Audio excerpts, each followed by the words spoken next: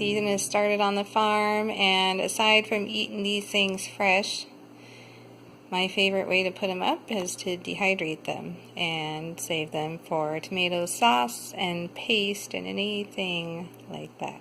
Talk a little bit about what kind of tomatoes you should dehydrate. Now you can dehydrate any kind of tomato you want, but there are certain kinds that will dehydrate better than others. So a paste tomato or aroma tomato, they do the absolute best. And that's mostly what we planted in our garden. But the farmer requested some slicing tomatoes for fresh eating, and I got a little carried away and planted the whole package. So we have like 40 of those kind. Fortunately for me, many of them didn't turn out. They're very tiny. And so they're going to dehydrate just as well as aroma tomatoes. So I'm going to show you what they look like. So we're going to get to work putting these on there. We're going to slice them up. We're going to take the stems off and then cut some of these things off and get them in the dehydrator.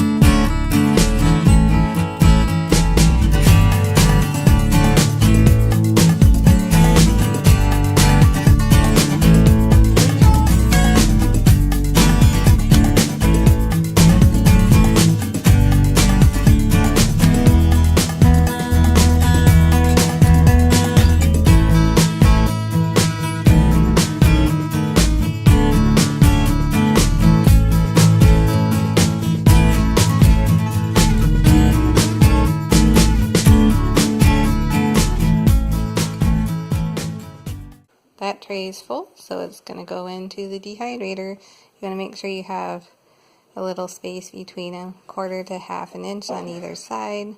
If it's not quite that much, it'll be okay as long as you're not overlapping them. That just gives air to circulate around the tomato so that it dries evenly. Otherwise, you're going to have some that dry faster than others. We're cutting these about a ½ inch thick.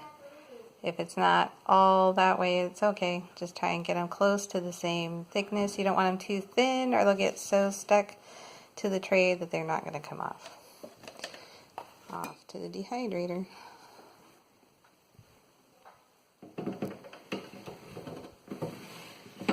To the next tray.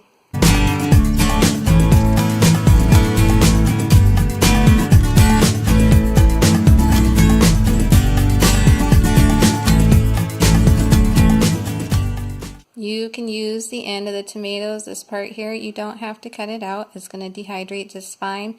And because we're using these in tomato paste and powders and sauce, it's going to get blended up. You're not going to taste it. It's more of a texture thing. There's nothing wrong with eating the end of the tomato.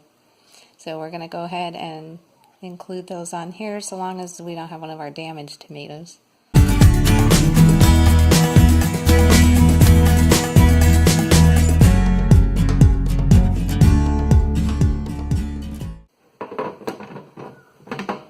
We're using an Excalibur food dehydrator with the Paraflex sheets.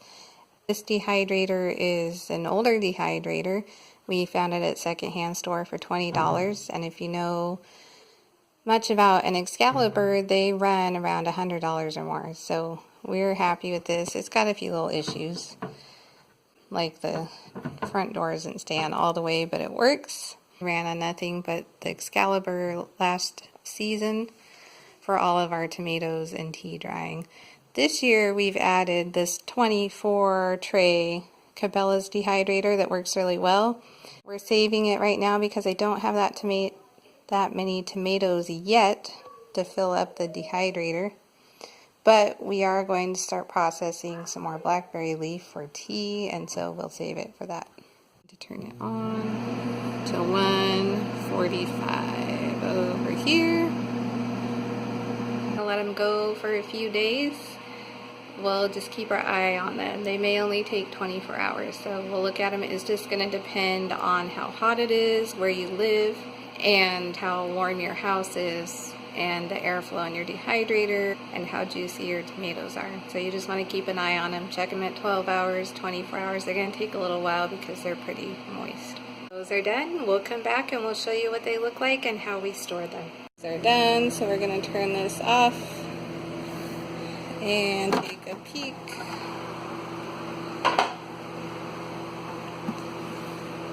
And there they are. And pardon my hands, it just came out from the garden. You know they're done because they're dry. They're not tacky at all, and they're pliable. So we're going to take those off, and we're going to put them in a jar and put them up till we need them.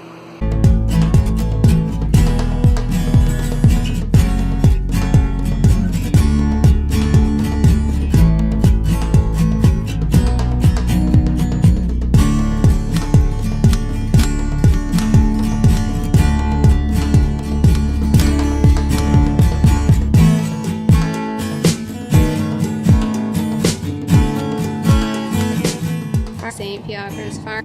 Fiacre. Fiacre? Fiacre? Fiacre. Fiacre. We will see you next week.